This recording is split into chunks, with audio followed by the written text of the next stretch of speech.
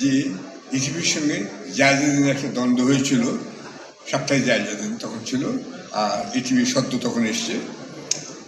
প্রথম বাংলাদেশে ব্যক্তি মালিকানাধীন একটি প্রতিষ্ঠান টেলিভিশন। এইখানেই আপনারা হয়তো ভাবতে পারেন যে জায়জাদিনের সঙ্গে ইটিভির দ্বন্দ্ব ছিল। কথাটা কিন্তু ঠিক না, একটু বুঝিয়ে বলতে হবে। ইটিভির সঙ্গে জায়জাদিনের কোনো দ্বন্দ্ব ছিল না। ইটিভির সঙ্গে ছিল জায়জাদিনের দ্বন্দ্ব ইটিভির মালিক পক্ষের সঙ্গে। সেই মালিক এখানে আজকে অনুপস্থিত।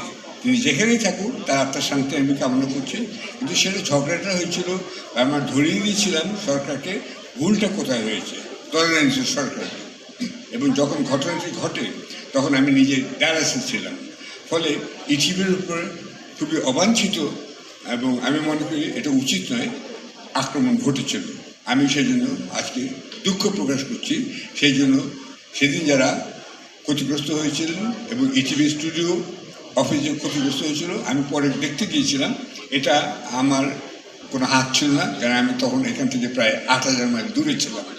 যাই হোক, আমি আজকে এই সুযোগে ইটিভির কাছে দুঃখ প্রকাশ করছি।